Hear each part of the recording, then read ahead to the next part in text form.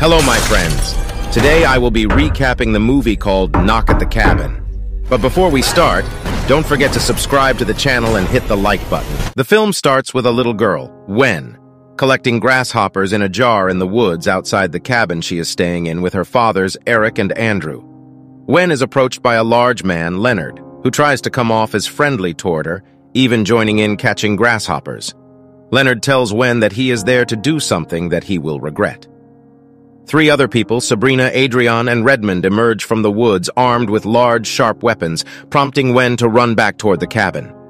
Wen goes to warn Eric and Andrew about the strangers outside. Leonard knocks on the door and tells Eric and Andrew that they are there for a task and need to speak to them directly. The guys begin to grow nervous, and the family begins locking the doors and windows. The group then begins to break into the house through the windows. Eric gets into an altercation with Sabrina where he falls and loses consciousness. Andrew fights and beats Redmond hard. The four end up subduing the family, but Sabrina tends to Eric's wound. Eric and Andrew are tied up, and the group puts on cartoons to comfort Wen. Eric is concussed and complains about sensitivity to light and a lack of vision, which Sabrina tries to help with. When everything is settled, the group begins to introduce themselves and their backgrounds.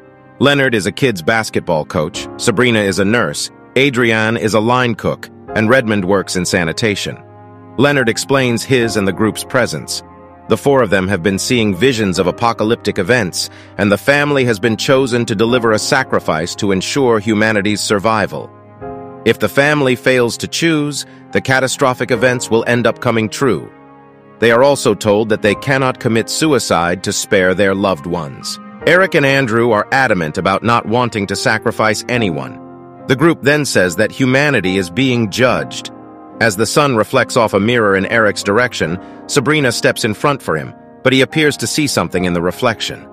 Redmond steps forward and puts a white mask over his head before Sabrina and Adrian stick their weapons in his head before Leonard decapitates him.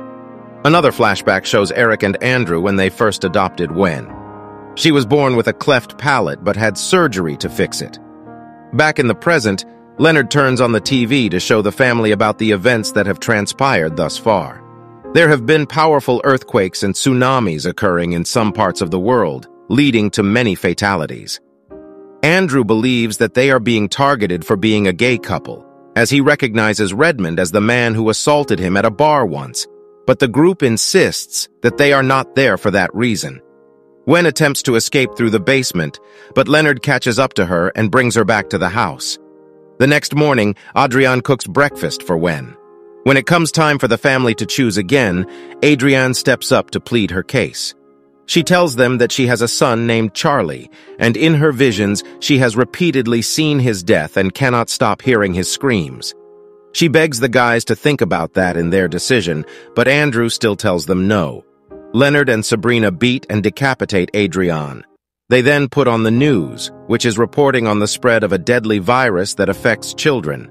Andrew notices the report is pre-recorded and that he has been reading about the virus for months, giving him further reason to suspect that the group is lying to them.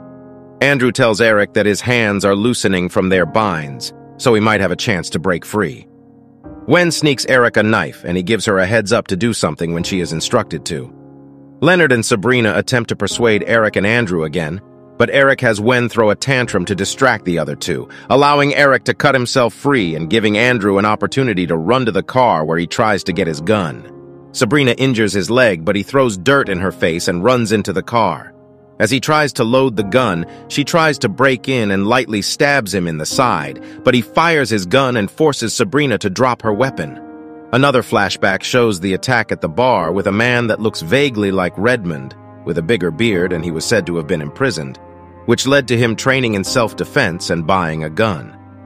After making it back to the cabin, Andrew threatens Leonard, but is startled when Sabrina runs in, causing him to shoot her.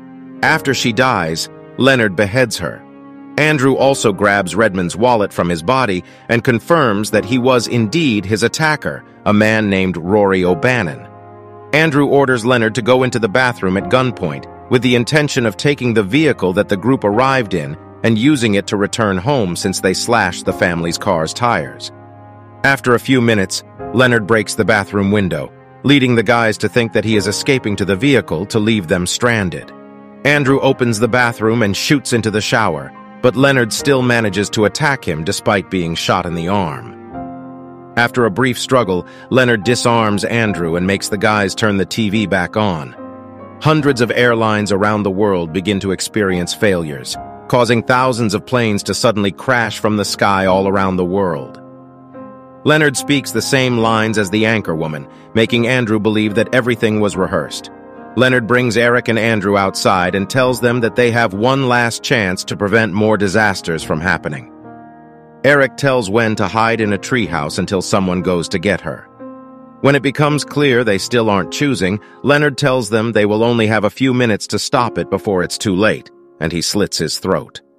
A powerful storm begins forming, with lightning hitting the ground and various trees, and more planes falling from the sky. The guys go back inside the house. Eric tells Andrew about the figure he saw in the sun's reflection, and he admits that he has begun to believe that the group's visions were true. He noticed that they each represented aspects of humanity. Redmond was malice, Adrienne was nourishment, Sabrina was health, and Leonard was guidance. They were the four horsemen of the apocalypse, and their deaths were necessary. When Eric seems ready to be the one to make the sacrifice, Andrew argues with him, saying humanity is not worth saving because they hate and reject people like him and Eric. Eric then tells Andrew of a vision he saw of a world that continues to live on, and how Andrew grows old and continues to be close to Wen, and how she has found a career she is proud of and someone who loves her as much as she loves them. With this, Eric finds his peace and takes Andrew's hand so he can shoot himself. After Andrew mourns his husband, he goes to get Wen from the treehouse. The two walk until they find the truck that Leonard's group came in. In the back seat, Andrew finds items proving that the group, barring Redmond, really were who they said they were. Leonard really was a beloved coach, Sabrina was a nurse, and he also finds a picture of Adrienne with Charlie. Andrew drives with Wen to a diner where people are gathered to see the news of the disasters winding down. Planes have landed safely and the death toll from the virus has slowed down. Andrew and Wen later leave together toward an uncertain future. After the intense journey depicted in Knock at the Cabin, viewers are left pondering the weight of sacrifice, the unpredictability of human nature, and the resilience of love amidst chaos.